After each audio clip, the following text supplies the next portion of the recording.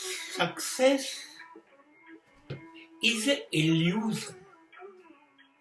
સફળતા એ ભ્રમ છે. The word success always misguide any individual. આપણે સફળ થઈ ગયા એ વસ્તુ છે ને આપણને અસફળ બનાવે છે. આપણે એટલું જ ધ્યાન રાખીએ છીએ કે આપણે સફળ થઈ ગયા.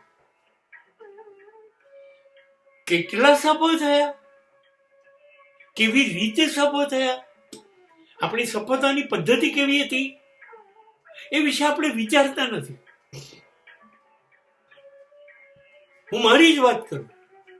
મને ગણિતમાં બહુ જ ઝીરો ઇન્ટરેસ્ટ, આવડે જ નહીં.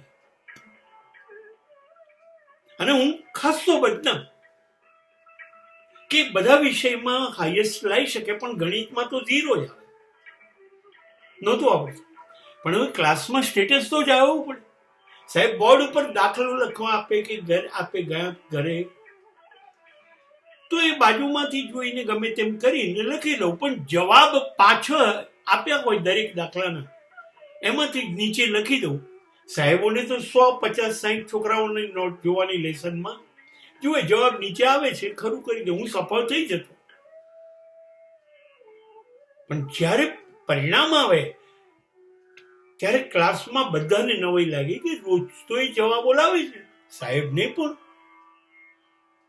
હું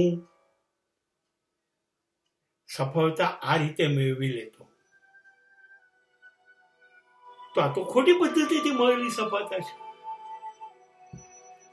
અને આવું દરેક ક્ષેત્રમાં બને. જરૂરી નથી એન્જિનિયરિંગનું ભણે, મેડિકલનું ભણે, ડિઝાઇનિંગનું ભણે, કંઈ પણ ભણતું હોય અને એની છેલ્લી ડિગ્રી લઈ આવે અને એને માર્ક્સ પણ લાવે, સર્ટિફિકેટ પણ લાવે, તો એ સફળ છે નહીં. એવું બને જ્યારે ખરેખર કામ કરવા બેસશે ત્યારે એના બધા કામમાં મુશ્કેલીઓ નશે, નિષ્ફળ જશે. તો આ સફળતા તો નિષ્ફળતાનું પ્રતીક છે. સફળતાની જરૂર નથી. You need stuff. તમારી અંદર તાકાત, વસ્તુના કામની ગુણવત્તા, શ્રેષ્ઠતા, આવડત જોઈએ ને. એના માટે કોઈ ડિગ્રી નહીં, કોઈ પ્રમાણપત્ર નહીં, કશું નહીં. વિશ્વનું શ્રેષ્ઠ સર્જન ભારતમાં તાજમહેલ હોય તો એના કડિયા, એના કોન્ટ્રાક્ટરો ક્યાં ગળી ગયા હશે ટ્રેનિંગ લેવા? અત્યારે આટલા બધા ઘર બનાવ્યા, એ કડિયાઓ ક્યાંય ભણ્યા નથી, એ સુથારો ક્યાંય નથી ભણ્યા, શ્રેષ્ઠ ફર્નિચર બનાવે. આપણા 95% લોકોના કપડા જે દરજીઓ સીવે છે એને ટેલરિંગના કોર્સ નથી કર્યા. જ્યારે સમાજમાં કોઈ પ્રસંગ હોય, લગ્ન હોય, ત્યારે 1000, 2000, 4000 માણસના જે રસોડા રસોઈ કરે છે એ મારવાડીઓ ક્યાંય કુકિંગ એક્સપર્ટ નથી. અને તોય 5000 માણસો એની રસોઈના વખાણ કરે છે. તો કઈ લાયકાત ગણવી? પેલા સફળ થયા છે એ માણસ,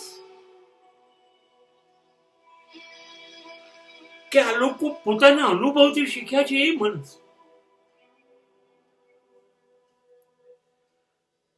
શિક્ષણની કોઈ નિસ્બત નહોતી.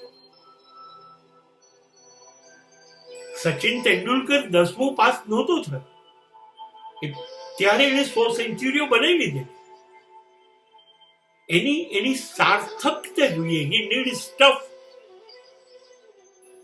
જયારે કપિલ દેવ વર્લ્ડ ચેમ્પિયન નો કપ લેવા ગયો ત્યારે એને અંગ્રેજી નહોતું આવડતું, એનું ખાસું અપમાન થયું.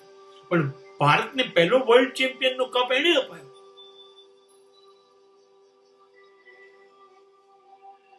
લતા મંગેશકરે 8 વર્ષે તો પહેલી ફિલ્મમાં ગઈ લીધેલું. ક્યાં ભણી હતી? સંગીતનો કઈ મહાવિદ્યાલય એટેન્ડ કરી?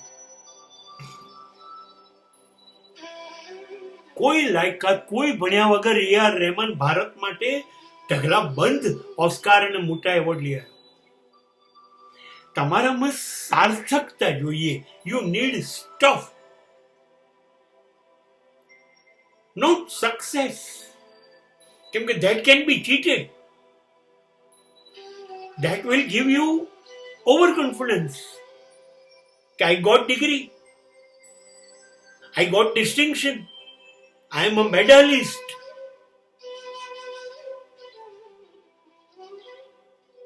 પણ આઈઆઈએમ ભણેલો માણસ કંપની ચલાવે ને એનાથી વધારે સારી મેનેજમેન્ટ ચાની કેટલી વાળા અને લારીઓ વાળા કરતા હોય ને વિધાઉટ આઈઆઈએમ